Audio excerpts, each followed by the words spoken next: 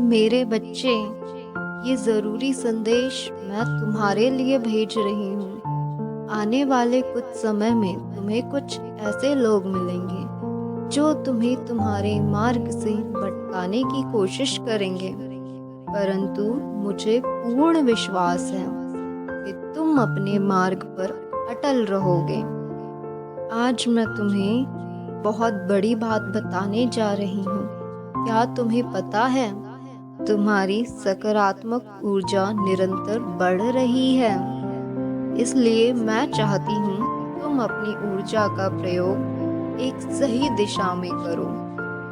मेरे बच्चे, आने वाले समय में तुम्हारे जीवन में कुछ बड़े बदलाव होने वाले हैं। अब मुझे पता है तुम इसका बड़ा बेसब्री से इंतज़ार कर रहे हो कि क्या होने वाला है। मेरे बच्चे, आने वाले दिनों में तुम्हें आजीविका के नए नए अवसर प्रदान होंगे।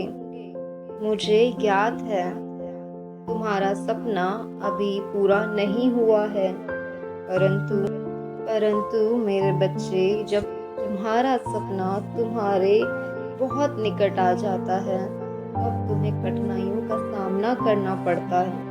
परंतु मेरे प्रिय, तुम्हें इन तकलीफ़ों से भागना नहीं है, इन कठिनाइयों से डरना नहीं है, बल्कि तुम्हें इनका सामना करना है। क्योंकि मेरे बच्चे, जितनी बड़ी तुम्हारी तकलीफ होगी उतनी बड़ी तुम्हारी कामयाबी होगी। मेरे बच्चे, क्या तुम्हें पता है तुम जो सोचते हो तुम उसे पा लेते हो। इसलिए मैं तुमसे कुछ कहने आई हूँ। तुम्हारी माँ काली आज तुमसे कहने आई है, तुम अपने जीवन में अब बड़ा सोचो। तुम मेरे संतान हो, तुम मुझसे ही उत्पन्न हुए हो। मुझे अपना एक संतान अति प्रिय है। मेरे बच्चे, तुम मेरी गोदी में पूर्ण रूप से सुरक्षित हो। इसलिए तुम्हें किसी से भयभीत होने की आवश्यकता नहीं है। तुम निडर होके अपनी राह पर चलो, क्योंकि तुम सही दिशा में सही मार्ग पर चल रहे हो। क्योंकि मैं स्वयं तुम्हारा मार्गदर्शन कर रही हूँ। ऐसा कोई कदम नहीं जब मैं तुम्हारा मार्गदर्शन नहीं करा रही। मेरा प्रेम, मेरा आशीर्वाद सदैव तुम्हारे साथ है। जब तुम किसी बात को लेकर चिंता में रहते हो, तब कोई अदृश्य आत्मा तुम्हें विभिन्न विभिन्न प्रकार से संदेश देती है, जो तुम्हें बताते हैं कि तुम अपने जीवन में अकेले नहीं हो। कोई अदृश्य शक्ति है जो हर घड़ी तुम्हारे इस जीवन में तुम्हारे साथ है। मेरे बच्चे, जब कोई हवा तुम्हें छू के चली जाए, बार बार तुम्हें अंक दिखाई दे, रंग बिरंगी तितलियां दिखाई दे, या बिना बादल के तुम पे बारिश की बूंदें गिरे, तो समझ जाना मैं तुम्हारे निकट हूँ। क्या तुमने ऐसा अनुभव नहीं किया? ये बहुत बड़ा संकेत है। मैं तुम्हारे साथ ही हूँ, मैं तुम्हारे समक्ष हूँ। मैं जानती हूँ तुम्हारा हृदय बहुत कोमल है, इसलिए तुम सभी भावनाओं को हृदय से महसूस कर पाते हो।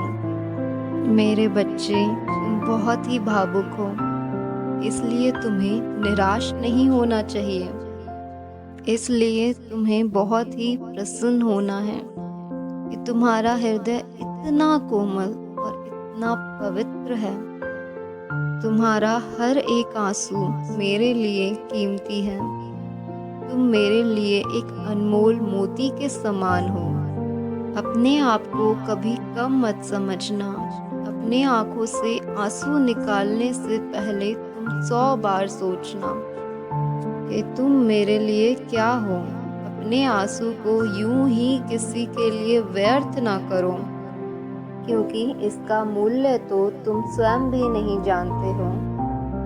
आज तुम्हें अपने भीतर एक पवित्र ऊर्जा का आभास होगा। आज जब तुम ध्यान या प्रार्थना में बैठोगे, तब तुम्हें मेरे आसपास होने का एहसास होगा पवित्र आत्मा का स्तर तुम्हारे भीतर बढ़ेगा, जो तुम्हें मनमोहक लगेगी। मेरे बच्चे, अगर आज तुम्हें शीतल वायु स्पर्श करें तो समझ जाना मेरा आगमन हो चुका है।